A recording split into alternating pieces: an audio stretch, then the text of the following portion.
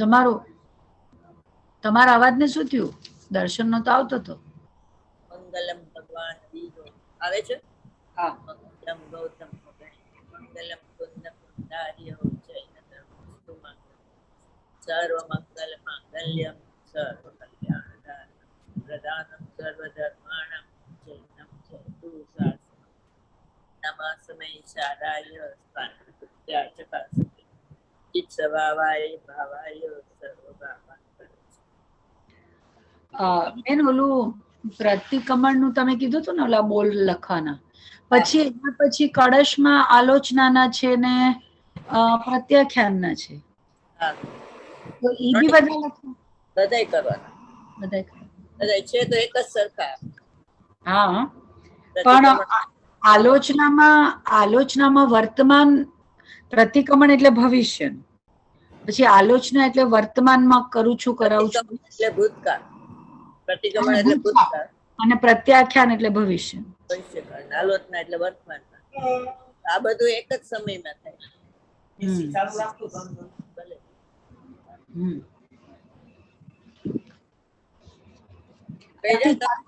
આજથી ચાલુ કરી દીધું. મેં પેલું પ્રવચન સાંભળ્યું આજે, એટલે મને એવું ખબર પડી કે પહેલી વાર મેં ખબર નહીં સાંભળ્યું તું કે નહીં.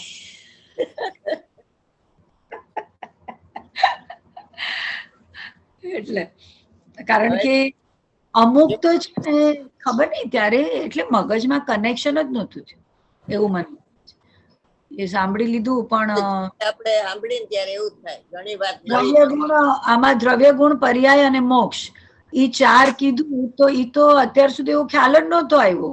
18મી વારના કર્યા, 19મી વારના કર્યા.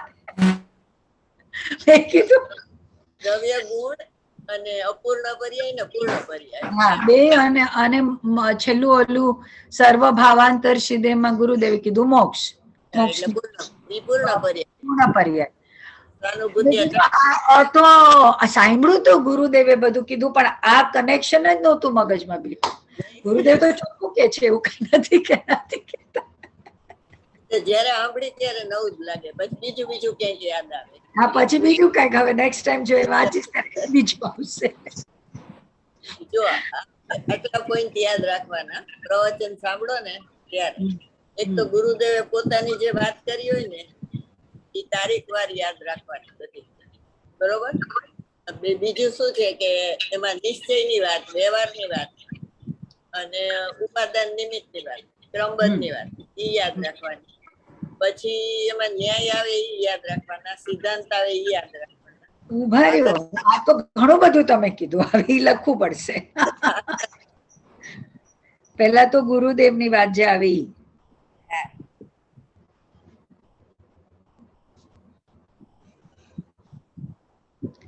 પછી નિશ્ચય વ્યવહારની, ઉપાદાન નિમિત્ત, પછી ઉપાદાન નિમિત્તની વાત અને ક્રમબદ્ધ,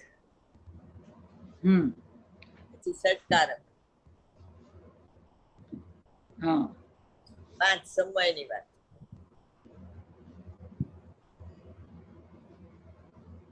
પંચ પરમેષ્ઠીની વાત, 5 ભાવની વાત, પછી જેટલા આધાર આવે ને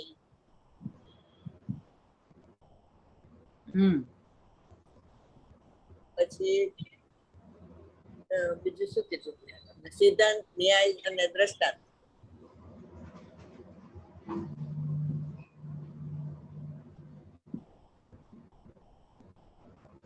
બેન આટલું ધ્યાન રાખવાનું હોય તો એક દિવસમાં એક પ્રવચન ન પતે, અડધું પ્રવચન પતે આ એક કલાકમાં. પ્રવચન આવે ને ત્યારે તમે આમ નોટ આઉટ કરતા જશો ને એટલે તમને ખ્યાલમાં આવી જશે. એ તો આજે કર્યું મેં, આજના ઓલામાં પ્રવચન સારનું એક આવ્યું, તો એ પ્રવચન સારમાં પણ મન તો કે ઓલું શું અતદ ભાવ,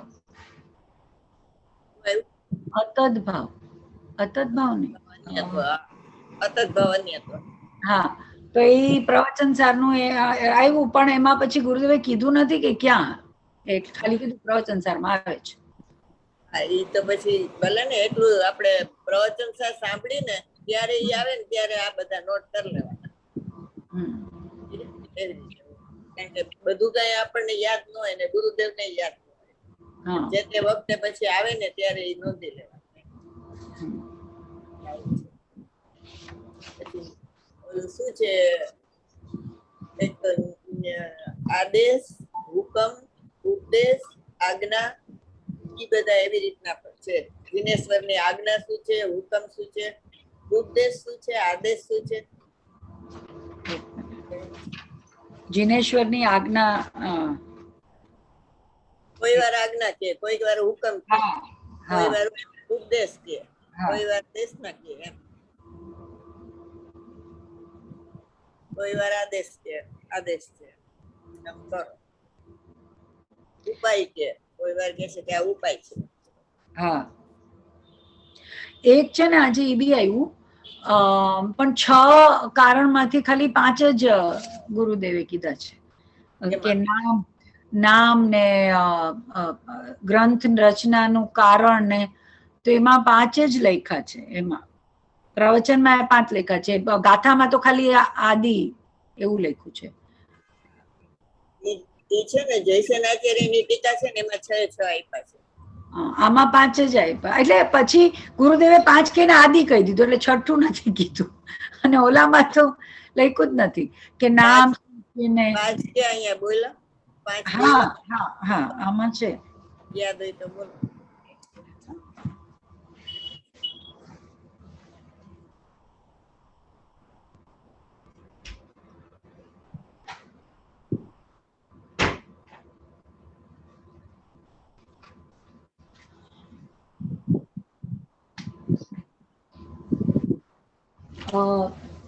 છ બોલમાં એક શાસ્ત્ર કરતા, એક નામ, બીજું નામ, ત્રીજું માંગલિક, ચોથું સંખ્યા, પાંચમું પ્રયોજન, અને છઠ્ઠું શું છે ખબર નથી. જો એક શાસ્ત્ર કરતા, એક સંખ્યા, એક નામ, પછી માંગલિક માંગલિક અને પ્રયોજન. પ્રયોજન.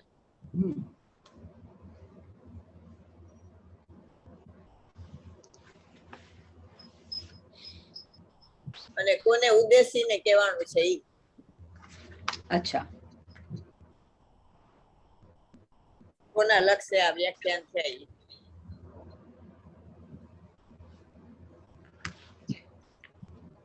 કોના નિમિત્તે આ થયું એમ. હા. અને પછી એટલે એમાં એમ કીધું છે કે માંગલિકી સાર છે એમ, પણ હા, એ 6 માંથી પણ છઠ્ઠું હા આવ્યું જ નહીં. એટલે છઠ્ઠું આ હા હા. કોના નિમિત્તે છે. કોના નિમિત્તે. એટલે પરમાત્મા પ્રકાશ છે ને, તો એ પ્રભાકર ભટ્ટના નિમિત્તે લખાણું.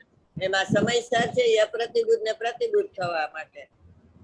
નિયમસાર છે એ પોતાની નિજ ભાવના અર્થે લખ્યું છે એમ. એવી રીતે બધા.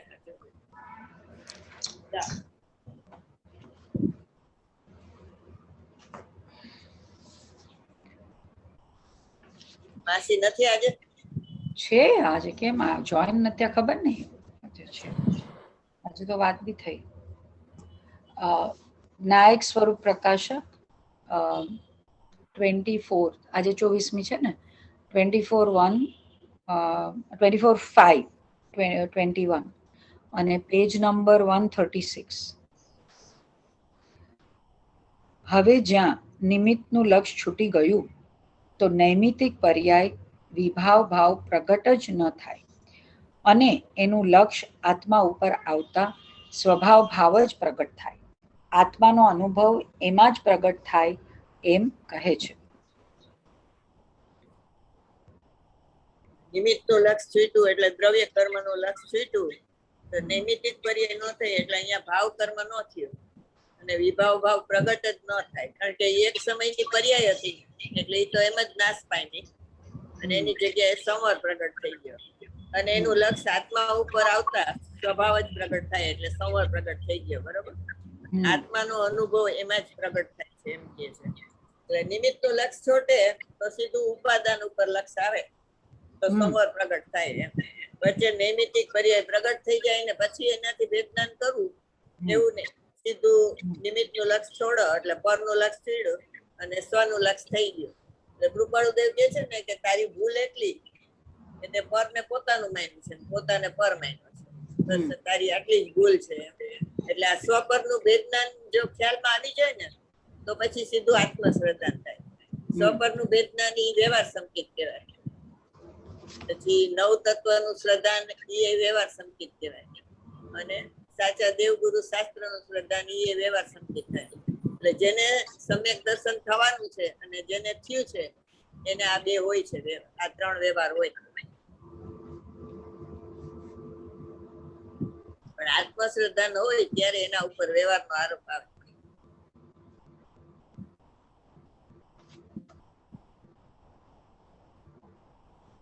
મોક્ષમાર્ગ પ્રકાશકમાં 9મા અધ્યાયમાં છે.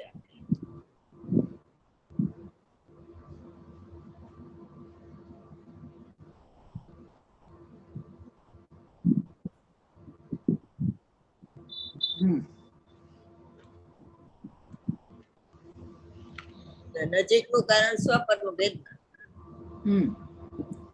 ચાલો વાંચો આગળ. સમસ્ત અન્ય દ્રવ્યોના ભાવોથી શ્રોતા એકદમ સહી વાત કહી, કેમ કે લક્ષ્ય કાં તો નિમિત્તનું હોય કાં તો સ્વભાવનું હોય, બે હોય, ત્રીજું તો કાંઈ છે નહીં, અને અનંતકાળથી લક્ષ્ય. અને નિમિત્તના બે પ્રકાર છે, એક કર્મ, એક નો કર્મ. બીજી એક ગુપ્ત વાત, એમાં એને એ કરી. ગુપ્ત વાત છે એ કે નો કર્મ એનું લક્ષ્ય તો બુદ્ધિપૂર્વક થાય છે, અને કર્મનું લક્ષ્ય તો અબુદ્ધિપૂર્વક.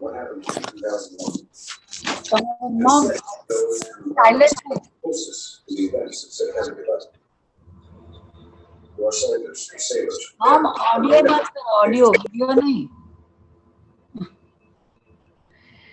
તો અબુદ્ધિપૂર્વક એના તરફ વલણ છે કે ઈ એનું જ લક્ષ્ય કર્યા કરે છે સમયે સમયે.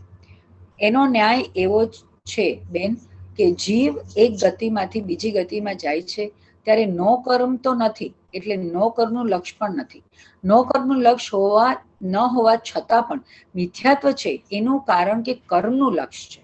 શ્રોતા, દ્રવ્ય કર્મનું લક્ષ્ય છે, અહીં દ્રવ્ય કર્મનું લક્ષ્ય છોડાવવું છે, કેમ કે નૈમિતિક ભાવની ઉત્પત્તિ દ્રવ્ય કર્મના સંગે જ થાય છે.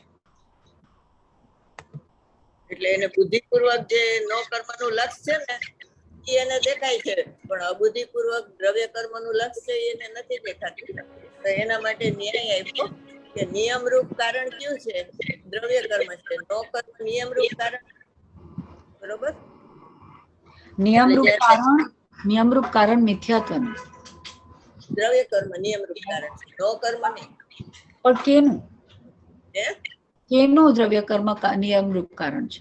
ઈ અહીંથી વિગ્રહ ગતિમાં જાય ત્યારે કાર્મળ શરીર અને તેજસ શરીર તો હારે હોય જ એમ. એટલે ત્યારે મિથ્યાત્વ તો છે જ સાથે, એટલે ઈ નૈમિતિક ભાવ છે, અને ઓલું દ્રવ્ય કર્મ છે એ નિમિત્ત ભાવ છે. એટલે નિયમથી એને નિયમરૂપ કારણ દ્રવ્ય કર્મ છે, નો કર્મ નહીં. બરોબર? આપણને એમ થાય કે આને જોયું મને રાગ દ્વેષ થયા એમ. નો કર્મને જોઈને આપણને એમ થાય કે આને જોઈને રાગ થયો, આને જોઈને દ્વેષ થયો, પણ એ નિયમરૂપ કારણ નથી. તમે દ્રવ્ય કર્મમાં જોડાઈ જાવ છો એટલે રાગ દ્વેષ થાય છે, બરોબર? એ નિયમરૂપ કારણ છે. એટલે મિથ્યા તો નૈમિતિક અને દ્રવ્ય કર્મ નિમિત્ત. એ તો વિગ્રહ ગતિમાં હોય છે, કાર્મણ શરીર ને તેજસ શરીર, એટલે એ નિયમરૂપ કારણ છે. નો કર્મ હોતું નથી વિગ્રહ ગતિમાં, છતાં મિથ્યાત્વ તો છે, બરોબર? ફરીથી પેરેગ્રાફ વાંચો. સમસ્ત અન્ય દ્રવ્યોના ભાવોથી શ્રોતા એકદમ સહી વાત કહી, કેમ કે લક્ષ્ય કાં તો નિમિત્તનું હોય કાં તો સ્વભાવનું હોય, બે હોય, ત્રીજું તો કાંઈ છે નહીં, અને અનંતકાળથી નિમિત્તનું લક્ષ્ય છે. અને નિમિત્તના બે પ્રકાર છે, એક કર્મ અને નો કર્મ.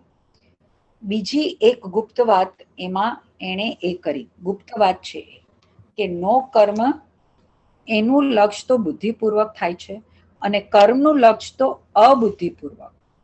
એના તરફ વલણ છે કે એનું જ લક્ષ્ય કર્યા કરે છે સમયે સમય. જો આ ન્યાય આવ્યો, બરોબર? હમ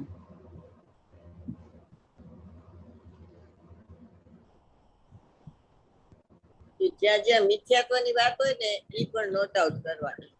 હમ કારણ કે મિથ્યાત્વનો વિચાર સંઘની પંચેન્દ્રિય જીવો છે ને એમાંથી બહુ ઓછા જીવો હા મિથ્યાત્વના પાપનો વિચાર કરે છે. કારણ કે એનો વિચાર થાય ને તો એ જાય ને, એને એનું સ્વરૂપ સમજે તો. હા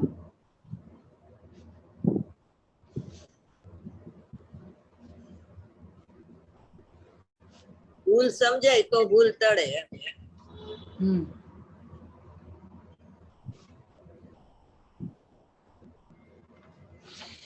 હમ નો કર્મ એનું લક્ષ્ય તો બુદ્ધિપૂર્વક થાય છે, અને કર્મનું લક્ષ્ય તો અબુદ્ધિપૂર્વક. એના તરફ વલણ છે કે ઈ એનું જ લક્ષ્ય કર્યા કરે છે સમયે સમયે. એનો ન્યાય એવો છે બેન કે જીવ એક ગતિમાંથી બીજી ગતિમાં જાય છે ત્યારે નો કર્મ તો નથી, એટલે નો કર્મનું લક્ષ્ય પણ નથી. નો કર્મનું લક્ષ્ય ન હોવા છતાં પણ મિથ્યાત્વ છે, એનું કારણ કે કર્મનું લક્ષ્ય છે. શ્રોતા, દ્રવ્ય કર્મનું લક્ષ્ય છે. અહીંયા દ્રવ્ય કર્મનું લક્ષ્ય છોડાવવું છે, કેમ કે નૈમિતિક ભાવની ઉત્પત્તિ દ્રવ્ય કર્મના સંગે જ થાય છે. અને આ મિથ્યાત્વ છે ને એ દરેક સમયે નવું નવું થાય છે. એટલે એક જ સમયની ભૂલ છે, પણ પ્રવાહ અપેક્ષા એ અનાદિત છે. એટલે એને ટળતા એક જ સમય લાગે છે. ચારિત્રમો છે એ અનાદિનો છે, તો એને ટળતા અસંખ્ય સમય લાગે. મિથ્યાત્વ જાય ને પછી એને અસંખ્ય સમય લાગે. જ્યારે આ દર્શન મોની ભૂલ તો દરેક વખતે પ્રતિભાસ જોઈને એમાં એકત્વ કરી લે છે. હવે જયારે ચેતી જાય છે તો એ સમય એક જ સમયમાં એની ભૂલ ટળી જાય, બરોબર, અને સમય એકત્વ થઈ જાય.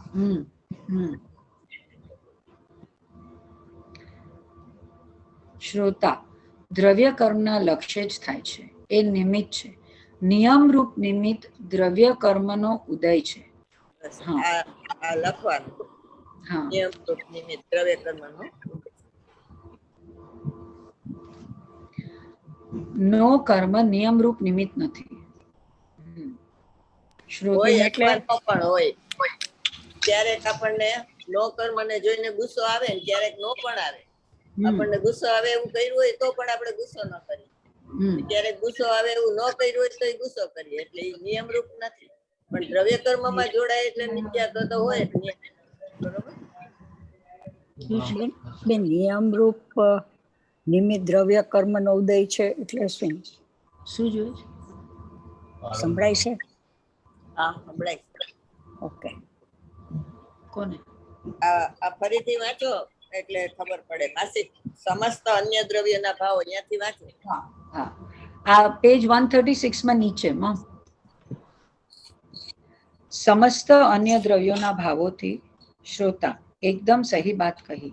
કેમ કે લક્ષ્ય કાં તો નિમિત્તનું હોય કાં તો સ્વભાવનું હોય, બે હોય. નિમિત્ત એટલે પર અને સ્વભાવ એટલે સ્વ, બરોબર. સ્વપરનું વેદનાન હોય ને તો આત્મશ્રદ્ધાન થાય. ચાલો વાંચો આગળ. બે હોય, ત્રીજું તો કાંઈ છે નહીં, અને અનંત કાળથી નિમિત્તનું લક્ષ્ય છે. અને નિમિત્તના બે પ્રકાર છે, એક કર્મ અને એક નો કર્મ.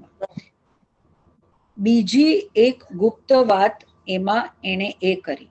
ગુપ્ત વાત છે કે નો કર્મ એનું લક્ષ્ય તો બુદ્ધિપૂર્વક થાય છે, અને કર્મનું લક્ષ્ય તો અબુદ્ધિપૂર્વક. એના તરફ વલણ છે કે એનું જ લક્ષ્ય કર્યા કરે છે સમયે સમય. હવે નો કર્મનું લક્ષ્ય કેમ બુદ્ધિપૂર્વક થાય છે ને દ્રવ્ય કર્મનું લક્ષ્ય કેમ અબુદ્ધિપૂર્વક થાય છે? નો કર્મનું લક્ષ્ય તો કારણ કે મને ક્યાં આવડે છે? લે પણ વિચાર તો કરો. નો કર્મ એટલે શું? નો કર્મ એટલે જ આ બધા બહારના સંયોગ છે. પર શરીર આદિ થી માંડીને બધાય. શરીર આદિ છે ને એ બદ્ધ નો કર્મ છે, અને શરીર થી જે બધું છૂટું છે એ અબદ્ધ નો કર્મ છે. તો અહીંયા એમ કે છે કે નો કર્મનું લક્ષ્ય બુદ્ધિપૂર્વક થાય છે, અને દ્રવ્ય કર્મનું લક્ષ્ય છે એ અબુદ્ધિપૂર્વક થાય છે. તો એનું શું કારણ એમ પૂછ્યું? એટલે હું તમને પૂછું છું. એમની વિચાર કરીને જવાબ આપો. એનું શું કારણ? દ્રવ્ય કર્મના લક્ષ્ય અહીં રાગ થાય છે. હવે તમને દ્રવ્ય કર્મ તો દેખાતા નથી, નો કર્મ દેખાય છે, એટલે તમે એમ માનો છો કે આને મને ગુસ્સો કરાવ્યો, આને જોઉં છું તો મને રાગ થાય છે, એવું બધું દેખાય છે ને, એટલે બુદ્ધિપૂર્વક એ તમે કરો છો. અને દ્રવ્ય કર્મ તમને દેખાતા નથી, પણ તમારું વલણ ત્યાં જ છે. કારણ કે રાગ દ્વેષ છે એ આત્માના લક્ષ્ય ન થાય, રાગ દ્વેષ છે એ પરના લક્ષ્ય થાય, બરોબર? તો દ્રવ્ય કર્મ છે ને એના લક્ષ્ય રાગ દ્વેષ થાય, નો કર્મના લક્ષ્ય રાગ દ્વેષ થાય છે ને એ નિયમરૂપ કારણ નથી. કારણ કે ક્યારેક થાય છે ને ક્યારેક ન થાય, એટલે એ નિયમરૂપ કારણ ન કહેવાય. પણ દ્રવ્ય કર્મના લક્ષ્ય તો નિયમથી થાય, એટલે એના માટે કે છે કે તમે તીથી ગતિ છોડો ને, વિગ્રહ ગતિમાં એ દ્રવ્ય કર્મ ને તેજસ કર્મ તો સાથે જ હોય છે, કાર્મણ શરીર અને તેજસ. તમારા ઓલામાં અવાજ આવે છે, સાયલન્ટ કરો. જે છે ને મારા રૂમમાં નથી ભાઈ, મારા રૂમમાં નથી આવતું, એટલે હું બહાર બેઠી છું ને. તને ખબર તો પપ્પાનું ટીવી ચાલે, મારે પૂછવું હતું એટલે મેં પાછું ઉપર વયા જાવ ને. પણ તમારું ઘર ઉપર. મને ઉપર તો કોઈ દી યાદ જ ન આવે. પ્રશ્ન પૂછ્યો ને એટલે મેં અનમ્યુટ કર્યું, બાકી મેં તો એટલે મ્યુટ ઉપર જ રાખ્યું. જો કાનમાં એટલે ભરાવીને બેઠી છું. આ મ્યુટ ખાલી હવે તમે પછી પૂછવું હોય ત્યારે ખોલજો, બાકી મ્યુટ. એટલે એ નિયમરૂપ કારણ છે. વિગ્રહ ગતિમાં કાર્મણ શરીર અને તેજસ શરીર હારે જ હોય છે, ત્યારે મિથ્યાત્વ પણ સાથે થાય જ છે. એટલે મિથ્યાત્વ એ નૈમિતિક છે અને દ્રવ્ય કર્મ છે એ નિમિત્ત છે. એટલે નિયમરૂપ કારણ દ્રવ્ય કર્મ છે અને આ નથી, એમ કે છે. ચાલો વાંચો. દ્રવ્ય કર્મના લક્ષ્ય જ થાય છે, એ નિમિત્ત છે. આ ઉપરનો વાંચો, એવો ન્યાય છે. એનો ન્યાય એવો છે બેન કે જીવ એક ગતિમાંથી બીજી ગતિમાં જાય છે ત્યારે નો કર્મ તો નથી, એટલે નો કર્મનું લક્ષ્ય પણ નથી. નો કર્મનું લક્ષ્ય ન હોવા છતાં પણ મિથ્યાત્વ છે. એનું કારણ કે કર્મનું લક્ષ્ય છે. શ્રોતા, દ્રવ્ય કર્મનું લક્ષ્ય છે. અહીંયા દ્રવ્ય કર્મનું લક્ષ્ય છોડાવવું છે, કેમ કે નૈમિતિક ભાવની ઉત્પત્તિ દ્રવ્ય કર્મના સંગે જ થાય છે.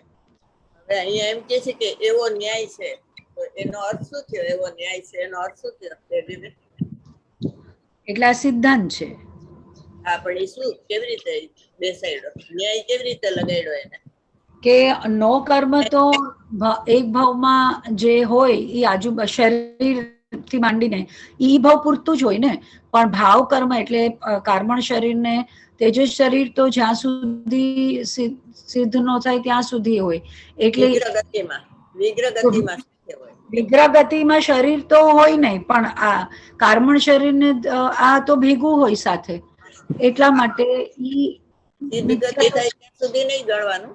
વિગ્રહ ગતિમાં આ શરીર છોડીને બીજું શરીર ધારણ કરે ત્યારે વચ્ચે કાર્મણ અને તેજસ શરીર હોય છે, એટલે અહીંયા મિથ્યાત્વ પણ હોય છે, તો એમાં નિયમરૂપ કારણ થયું. હવે ન્યાય નો અર્થ શું થાય? ન્યાય એટલે શું? એટલે હર વખતે જયારે શરીર એક જગ્યાએથી બીજા શરીરને ધારણ કરે તો વચ્ચે વિગ્રહ ગતિ શું થાય? ન્યાય શબ્દનો અર્થ શું થાય? ન્યાય એટલે કઈક ની ધાતુ એવું કઈક હોય ને. હા, ની ધાતુ છે ને ન્યાયમાં, એટલે દોરી જવું. એટલે આપણે શું નિયમરૂપ દ્રવ્ય કર્મ ને આપણે નિયમરૂપ કારણ કેવું છે ને, એટલે ઈ તરફ દોરી જાય છે આ વાત, એટલે ઈ ન્યાય આપ્યો એમ કહેવાય.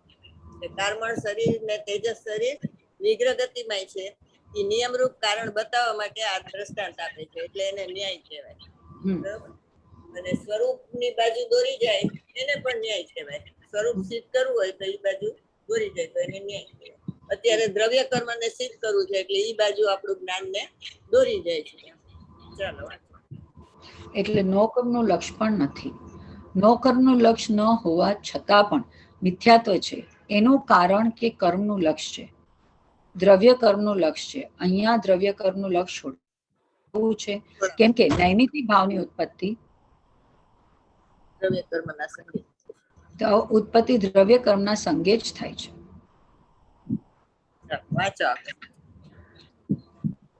શ્રોતા, દ્રવ્ય કર્મના લક્ષ્ય જ થાય છે, એ નિમિત્ત છે. નિયમરૂપ નિમિત્ત દ્રવ્ય કર્મનો ઉદય. નો કર્મ નિયમરૂપ નિમિત્ત નથી. શ્રોતા, દ્રવ્ય કર્મ જ નિયમરૂપ નિમિત્ત છે, એટલે એનો જ અન્ય દ્રવ્યનો જે ભાવ છે એનાથી ભિન્ન છે મારો આત્મા, એટલે એનું લક્ષ છોડી દે. શ્રોતા, એને જાણવાનું બંધ કરી દે પરને જાણવાનું. આહા, આવ્યું ને પરને આત્મા. નિમિત્ત એટલે પર, હમ બરોબર. હમ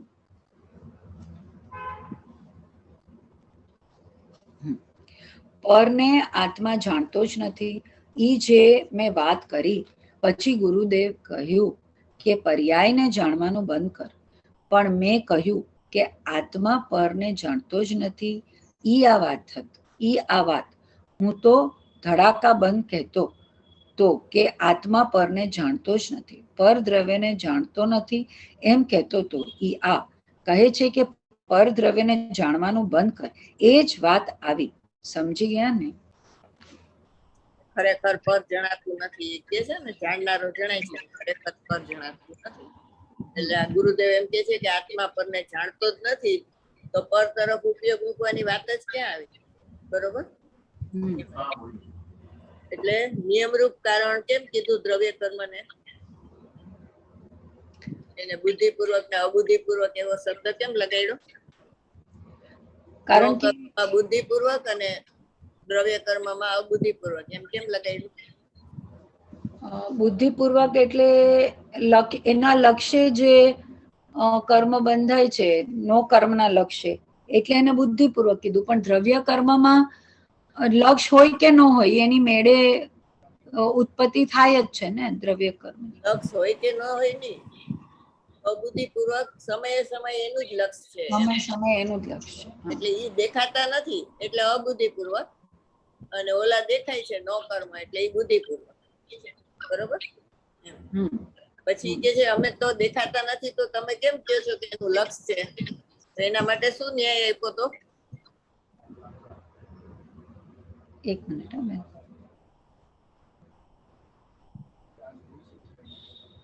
ગતિનું આપ્યું, હે? વિગ્રહ ગતિનો. ના, એ તો નિયમરૂપ કારણ માટે છે. પણ શિષ્ય એમ કે છે કે અમને દ્રવ્ય કર્મ દેખાતા જ નથી તો તમે અમને એનું લક્ષ છોડવાનું કેમ કહો છો, એમ કે છે. તો એના માટે શું ન્યાય આપ્યો તો?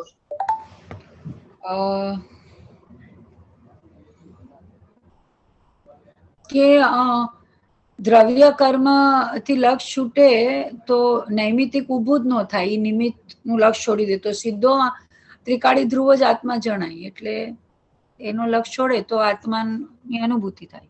એ તો ગુરુએ વિધિ બતાવી, પણ હવે શિષ્ય એમ કે છે કે અમને દ્રવ્ય કર્મ દેખાતા જ નથી તો તમે કેમ કહો કે અમે એનું લક્ષ કરીએ છીએ? પણ અનુભવમાં તો આવે છે ને.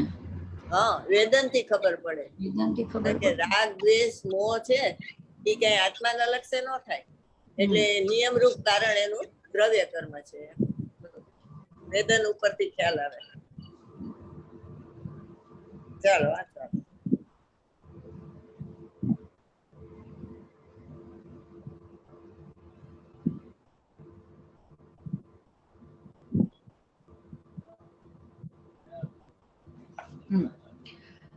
બે પ્રકાર છે કે કા આત્માને આશ્રવનું ભેદજ્ઞાન કરાવે, કા પરદ્રવ્ય અને સ્વદ્રવ્યનું ભેદજ્ઞાન કરાવે.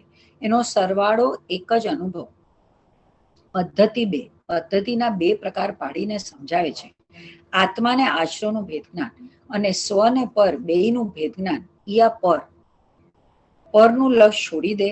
તારા જ્ઞાનનો વિષય જ નથી, તારા જ્ઞાનનું જ્ઞેય જ નથી. તારા જ્ઞાનનું જ્ઞેય તો જ્ઞાયક આત્મા છે. એમ કહે છે કે તું એનું જાણવાનું બંધ કરી દે, લક્ષ છોડી દે. આહા, એમ કે છે ને ગુરુદેવ કે આત્મા પરને જાણતો જ નથી, પર તરફ ઉપયોગ મૂકવાની ક્યાં વાત છે? બરોબર. પરદ્રવ્ય અને સ્વદ્રવ્ય નું એમાં ભેદજ્ઞાન આવી ગયું. સ્વપરનું ભેદજ્ઞાન મેં કીધું ને, એનાથી આત્મશ્રદ્ધાન થાય. એનો સરવાળો એક જ અનુભવ છે, એટલે કે આત્મશ્રદ્ધાન થાય. હવે પદ્ધતિ બે પ્રકારની, એમાં ઓલી પદ્ધતિ છે ને આત્માને આશ્રમનું ભેદજ્ઞાન, એ સ્થૂળ પદ્ધતિ છે. અને આત્મા અને દ્રવ્ય કર્મનું ભેદજ્ઞાન છે એ સૂક્ષ્મ પદ્ધતિ છે. બરોબર. એટલે રાગ ઉત્પન્ન થઈ જાય અને પછી એનાથી ભેદજ્ઞાન કરાવી. અને આમાં રાગ ઉત્પન્ન જ ન થાય, પરનું લક્ષ છૂટ્યું ને સ્વનું લક્ષ કર્યું તો સીધો અનુભવ થઈ ગયો. એટલે બે પદ્ધતિ વેદનાની, એક સ્વપરનું વેદનાન અને એક આત્માને આશ્રવનું વેદનાન. 72મી ગાથા અને કર્તા કર્મની પેલી ગાથા છે ને એમાં આશ્રવનું વેદનાન છે, આત્માને આશ્રવનું વેદનાન. અને દ્રવ્ય સ્વપરનું વેદનાન એટલે દ્રવ્ય કર્મ ને આત્માનું, દ્રવ્ય કર્મ જળ અને આત્મા ચેતન, એટલે જળ ચેતન સ્વપરનું એ વેદનાન 6ઠી ગાથા, 92 ગાથા. પછી બીજી કઈ 109, 10, 11, 12 ગાથા અને 500 પતું, એ બધા એમાં સ્વપરનું વેદનાન બતાવે છે. એ પદ્ધતિ સૂક્ષ્મ છે અને તરત જ અનુભવ થઈ જાય એમાં પરનું લક્ષ. અહીંયા સ્થૂળ ભેદનાન કીધું કારણ કે રાગ ઉત્પન્ન થાય પછી એનું ભેદનાન કરાવે, અને અહીંયા સ્વપરના ભેદનાનમાં શું કીધું? નિમિત્તનું લક્ષ છૂટે ને સીધું ઉપાદાન ઉપર થાય તો અહીંયા નૈમિતિક ભાવ જ ન પ્રગટ થાય. એટલે એ સૂક્ષ્મ ભેદનાન છે.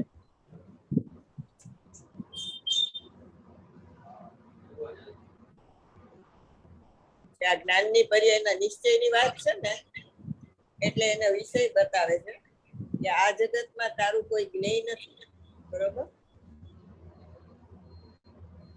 આ જગતમાં તારા જ્ઞાનનું જ્ઞેય એટલો તારો ભગવાન આત્મા છે, ઉપાદેયભૂત જ્ઞેય એને બનાવ. આ જગતમાં કોઈ જ્ઞાનનું જ્ઞેય નથી, એમાં જ્ઞાતા બુદ્ધિ જાય છે અને પછી જ્ઞાતાનો ઉપચાર જાય ને પછી સર્વજ્ઞપણું આવે. અને આ જે દ્રવ્યના નિશ્ચયમાં શું આવે?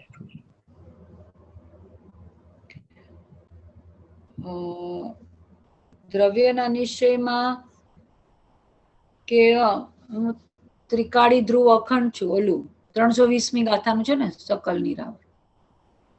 ને આ 3 પદ્ધતિ કીધી ને કે આ જગતમાં તારા જ્ઞાનનું જ્ઞેય કોઈ નથી. તારા જ્ઞાનનું જ્ઞેય કોણ છે?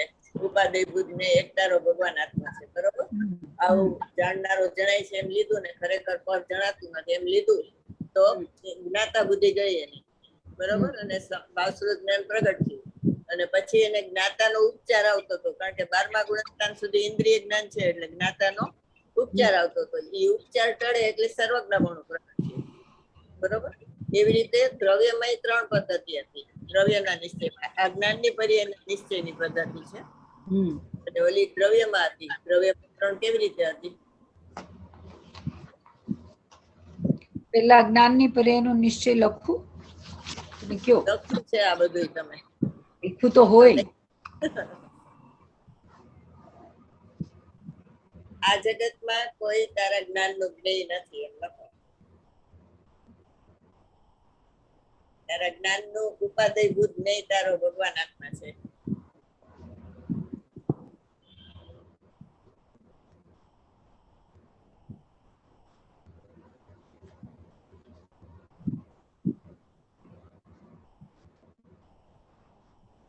એનો અર્થ શું થયો કે જાણનારો જણાય છે, ખરેખર પર જણાતું નથી. જ્ઞાનની પર્યાયનો નિશ્ચય થયો.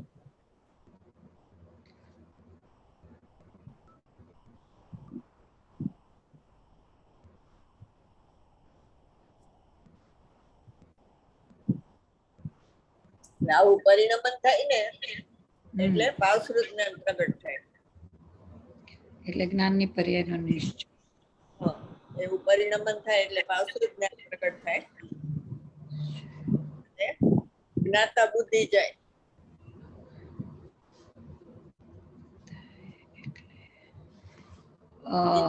ઇન્દ્રિય જ્ઞાન જે એકત્વ હતું ને એ જતું રહે ઇન્દ્રિય જ્ઞાનમાં, પણ હવે અસ્થિરતાથી રહે છે ઇન્દ્રિય જ્ઞાન. એટલે જ્ઞાનની પર્યાયનો નિશ્ચય થાય. આવું પરિણમન જ્ઞાનની પર્યાયનો નિશ્ચય એટલે આવું પરિણમન થાય એટલે ભાવસ્વરૂપ જ્ઞાન પ્રગટ થાય અને જ્ઞાતા બુદ્ધિ જાય. ઇન્દ્રિય જ્ઞાનમાં એકત્વ હતું ને એ નીકળી ગયું એટલે અતિન્દ્રિય જ્ઞાન પ્રગટ થયું ને એટલે હવે ઇન્દ્રિય જ્ઞાનના સ્વામીપણું ન રહ્યું. ઇન્દ્રિય જ્ઞાન રહ્યું ખરું પણ એમાં સ્વામીપણું નથી.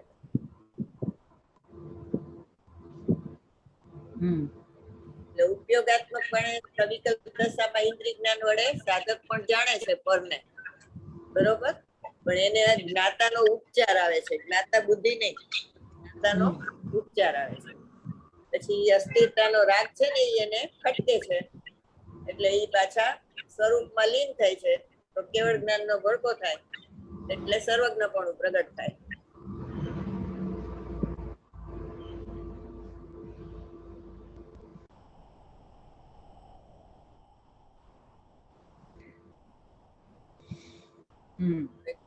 દ્રવ્યના નિશ્ચયમાં શું આવે કે આ જગતમાં કોઈ નિમિત્ત નથી તારું.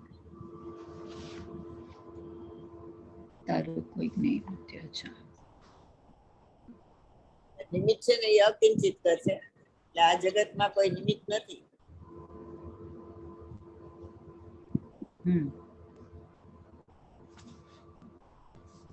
એમાં કરતા ઉઠી જાય. અકર્તા જ્ઞાતા એવો ભગવાન આત્મા એને લક્ષમાં આવે, એમાં કરતા બુદ્ધિ જાય, એટલે વૈરાગ્ય પ્રગટ થાય. પુણ્ય પાપ થી રહિત છું એવું વેદના થઈ જાય એને.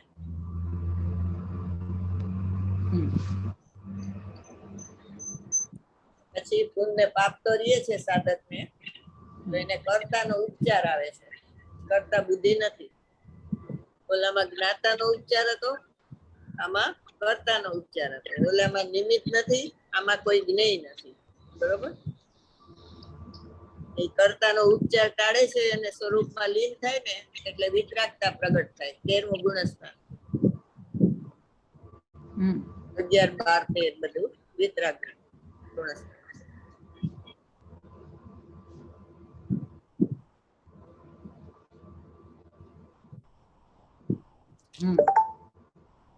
વાંચવા.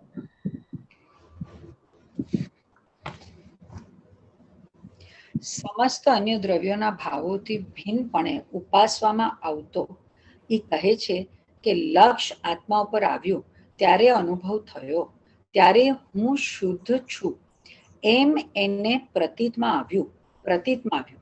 એ દ્રષ્ટિ પ્રધાન કથનથી આ વાત છે.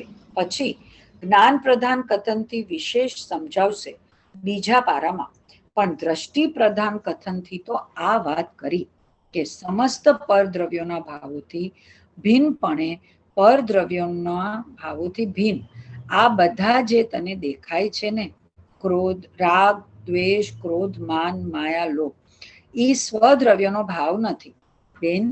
એ સ્વદ્રવ્યના ભાવો નથી તો જણાય તો છે તો કોના ભાવ છે? કે પરદ્રવ્યના ભાવો છે. પરદ્રવ્યના ભાવો માટે 38ની ગાથામાં એના માટે શું શબ્દ છે?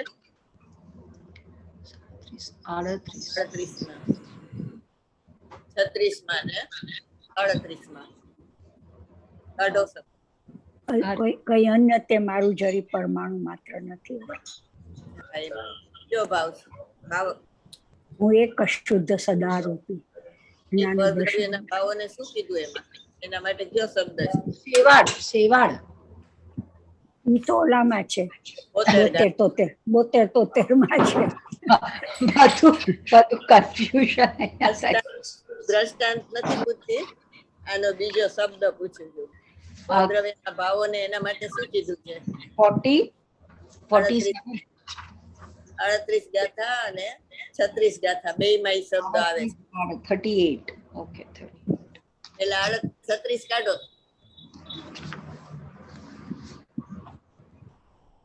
હેડિંગ વાંચો.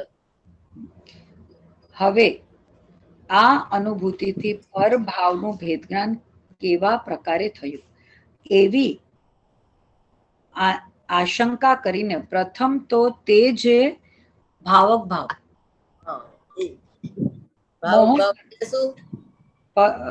દ્રવ્ય કર્મના લક્ષ્ય થતા ભાવ કર્મ એને ભાવક ભાવ, એને પરદ્રવ્યના ભાવ.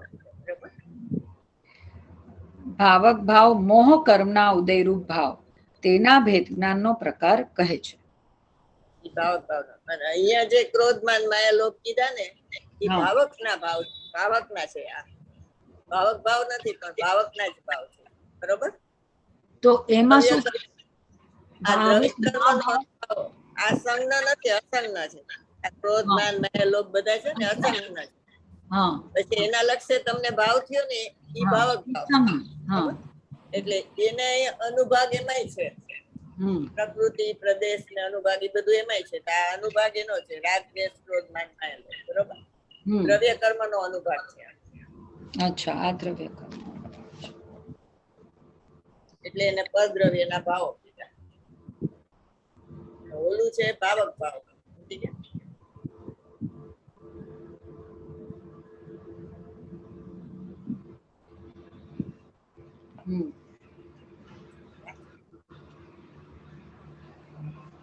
બે ભાવકનો ભાવ અને ભાવક ભાવ એ બે માં શું ફેર કીધો? ભાવક ભાવ છે ને એક દ્રવ્ય કર્મમાં થાય છે અને એક થાય છે જીવમાં. એક સંજ્ઞ ને એક અસંજ્ઞ. બરોબર? એટલે જે દ્રવ્ય કર્મમાં જે ભાવકનો ભાવ હતો ને એમાં એનો અનુભાગ હતો. એમાં ક્રોધ, માન, માયા, લોભ એ બધું થયું. સુખ દુઃખના પરિણામ એ બધું દ્રવ્ય કર્મમાં થયું. અને એનો અહીંયા પ્રતિભાસ થયો તમારા જ્ઞાનમાં. તો તમને એમ થઈ ગયું કે મારામાં થયો, તો એ ભાવકનો ભાવ થઈ ગયો. તો એ નૈમિતિક છે. ઓલો નિમિત્ત હતો, આ નૈમિતિક થઈ ગયો. બરોબર? ના, આ છે ને કે અહીંયા કઈ ચેન્જ કર્યું હતું? હા, એક સેકન્ડ. હા બેન, અમરીશ છે. હા, નહીં તો ફૂલ નેટવર્ક આવે જ નહીં, પણ બહારથી ક્યાંથી આવે? હા,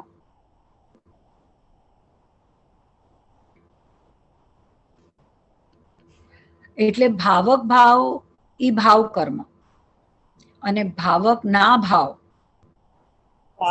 એમાંય ભાવક ભાવ આવે, ઈ જળ હતો.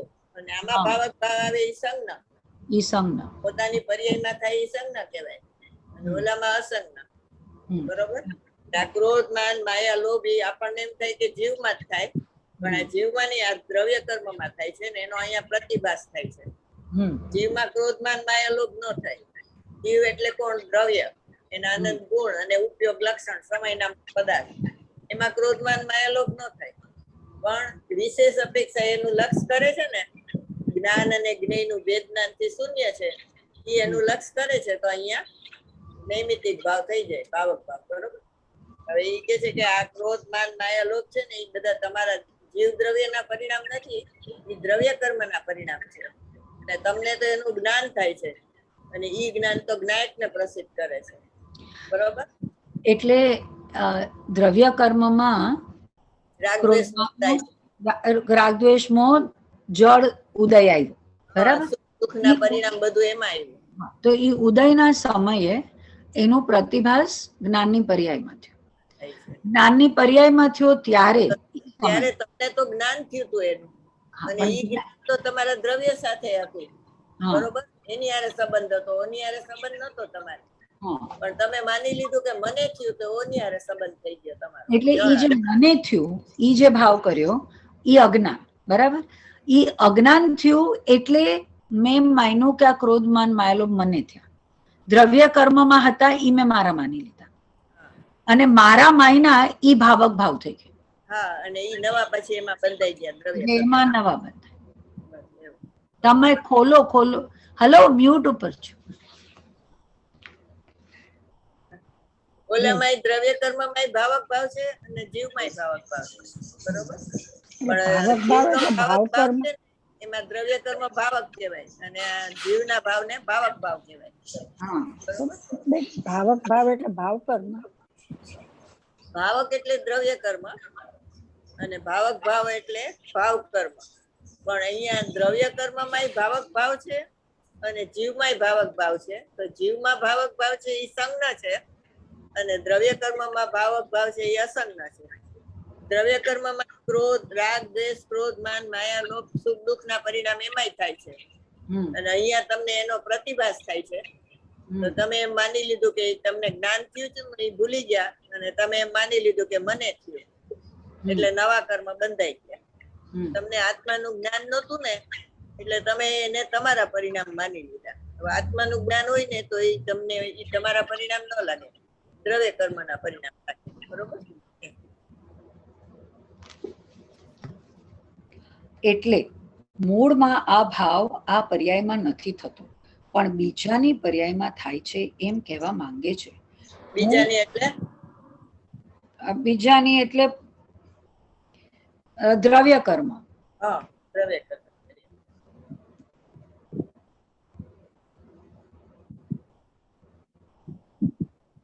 બહુ હવે ઝીણી. જીવ દ્રવ્યમાં તો જ્ઞાન થાય છે, બરોબર, હમ અને ઓલામાં રાગ થાય છે. હમ. તમે એનો અહીંયા પ્રતિભાસ છે અને માની લીધું કે મને રાગ થયો, હમ. તો જ્ઞાન નું અજ્ઞાન થઈ ગયું. હમ. અને તમે ચેતી ગયા કે ઈ રાગ નો પ્રતિભાસ છે, એની હારે રાગ જ્ઞાન ને સંબંધ નથી, એને તો જ્ઞાયકર સંબંધ છે, હમ. તો ઈ એનું કર્મ થઈ ગયું, બરોબર. બહુ ઝીણી વાત છે, બહુ ઝીણી વાત છે. હા, પૂતગલ સ્વભાવત તને જણાય છે ને તે, ઈ જણાય છે તે તારી પર્યાય નથી જણાતી. તારી પર્યાયમાં તો જ્ઞાન થાય છે, એ તો નિમિત્ત ભૂત જ્ઞેય છે. આ તો નૈમિતિક ભૂત તારામાં તો જ્ઞાન થાય છે. તારામાં રાગ નથી થતો, સમજી ગયા? રાગ થાય છે પૂતગલમાં. રાગી તો પૂતગલ છે, ઈ એનો રસ છે. તારા જ્ઞાનમાં જણાય છે ઈ વાત સાચી છે, પણ જે જણાય છે એ જીવની પર્યાય નથી જણાતી.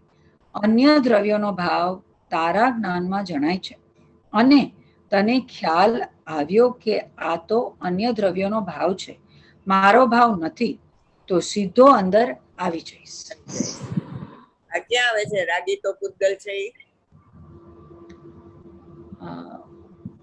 રાગી તો ઓમાં ગાથા 49 માં 93 ગાથા કાઢો. 93 માં ઈશિત ઉષ્ણ વાળી છે ઈ. હા, એમાં ઈ જ્ઞાનીની ગાથા છે. હમણાં વાંચી હતી ને, આની પેલા ત્યારે આપણે અજ્ઞાનીની વાંચી હતી 92 ગાથા. હા, જ્ઞાનીની ગાથા ઈ જ દાખલા આપે છે, બે 92 માં આપ્યા હતા ને ઈ જ. હા. પછી એમાંથી જ્ઞાની કેવી રીતે થાય છે ઈ બતાવે છે. જ્ઞાનથી કર્મ ઉત્પન્ન થતું નથી એમ હવે કહે છે. પર ને ન કરતો નિજ રૂપ નિજ આત્મને પર નવ કરે, એ જ્ઞાનમય આત્મા અકારક કર્મનો એમ જ બને. ગાથા ઉપરથી શું નક્કી થયું? ગાથા ઉપરથી શું નક્કી થયું? પરને કરતો નથી ને નિજ આત્મા પરને ક્યારેય કરતો નથી એમ, અને જ્ઞાનમય આત્મા અકારક છે કર્મ. એટલે સૂત્ર ક્યાં આવે એમાં? ક્યાં બે સૂત્ર લાગુ પડે? જાણનારો જણાય છે. સ્વપરના ભેદ વિજ્ઞાન પૂર્વક આત્મશ્રદ્ધાન થયું એમાં, બરોબર. સ્વપરના વિજ્ઞાન પૂર્વક આત્મશ્રદ્ધાન થયું એટલે જ્ઞાની થઈ ગયો. મેં કીધું તું ને, નજીકનું કારણ સ્વપરનું વિજ્ઞાન છે. કૃપાળુદેવે કીધું ને કે તારી ભૂલ એટલી કે પર ને તું પોતાનું માનસ ને પોતાને પર માને છે, બીજી કોઈ તારી ભૂલ નથી. સ્વપરના વિજ્ઞાન પૂર્વક આત્મશ્રદ્ધાન થયું. પાછી યાર થાકી ગયા છે, બગાસા આવે છે. મ્યુટ છે એટલે તો દેખાય છે. પાછું મમ્મી ભૂલી જાય કે હવે મ્યુટમાં છે.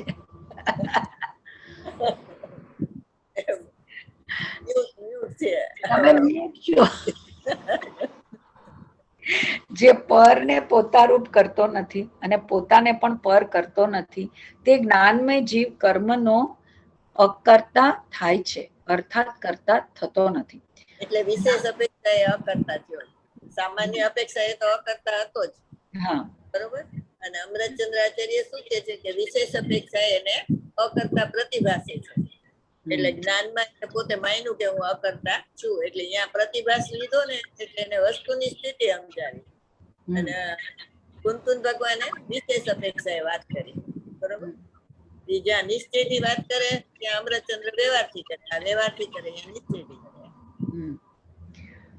જ્ઞાનથી આત્મા પરનો અને પોતાનો પરસ્પર વિશેષ જાણતો નથી હોય ત્યારે પરને પોતારૂપ નહીં કરતો અને પોતાને પર નહીં કરતો. પોતે જ્ઞાનમય થયો થકો કર્મનો અકર્તા પ્રતિભાસે છે. તે સ્પષ્ટ શબ્દ છે પ્રતિભાસ છે ને, એ શબ્દ અગત્યનો છે. કારણ કે એ અકર્તા તો હતો પણ એને પેલા કરતા લાગતો હતો, હવે એને અકર્તા પ્રતિભાસે છે. વિશેષ અપેક્ષા એ 500 પત્તામાં કીધું ને એ વાત છે કે વિશેષ અપેક્ષા એ અકર્તા થાય છે. તે સ્પષ્ટતાથી સમજાવવામાં આવે છે. જેમ શીત ઉષ્ણના અનુભવ કરવામાં સમર્થ એવી શીત ઉષ્ણ પૂતગલ પરિણામની અવસ્થા પૂતગલથી અભિન્નપણાને લીધે આત્માથી સદાય અત્યંત ભિન્ન છે, અને તેના નિમિત્તે થતો તે પ્રકારનો અનુભવ આત્માથી અભિન્નપણાને લીધે પૂતગલથી સદાય અત્યંત ભિન્ન છે, તેવી રીતે તે પ્રકારનો અનુભવ કરવામાં સમર્થ એવી રાગ દ્વેષ સુખ દુઃખ આદિ રૂપ પર પૂતગલ પરિણામની અવસ્થા પૂતગલથી અભિન્નપણાને લીધે આત્માથી સદાય અત્યંત ભિન્ન છે, અને તેના નિમિત્તે થતો તે પ્રકારનો અનુભવ આત્માથી ભિન્નપણાને લીધે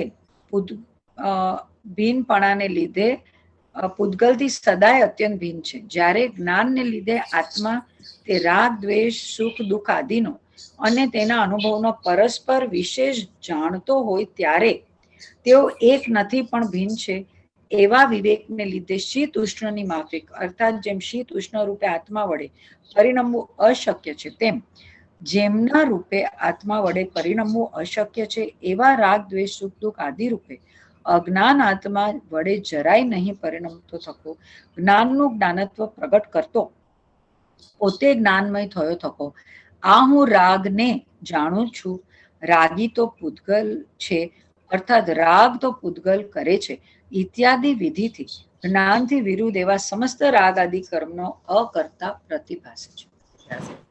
રાગનો હું કરતા નથી, રાગી તો પૂતગલ છે, બરોબર, હું એનો અકર્તા છું.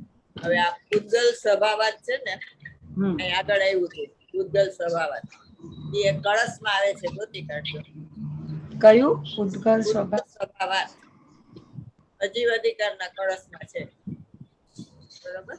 આમાં ક્યાં છે એ શબ્દ?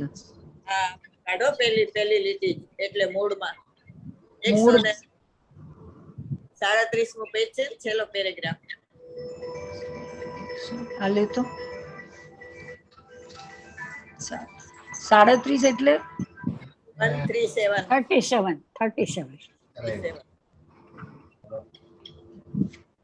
બીજી લીટી છે ને એમાં છે, જુઓ પૂતગલ સ્વભાવાત, હમણાં વાંચ્યું ને એમાં ઇન્વર્ટેડ કોમામાં છે, મેળ્યું. એટલે મૂળમાં આ ભાવ પર્યાયમાં નથી થતો પણ બીજાની પર્યાયમાં થાય છે. ગાથા કઈ લેવાની? કળશ છે, કળશ. આ અહીંયા 137 માં 137 હું 37 ગોતું છું. આપણે વાંચી છે ને ઈ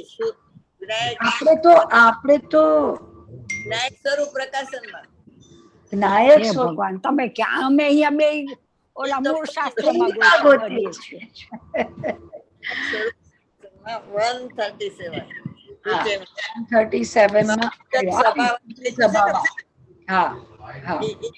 અજીવ અધિકારના કળશમાં આવે છે, ગોતી કાઢજો કાલે, પછી કેજો, બરોબર. કાલનું લેસન છે. ચાલો, ટાઈમ થઈ ગયો છે. હા બેન, એ એક છે ને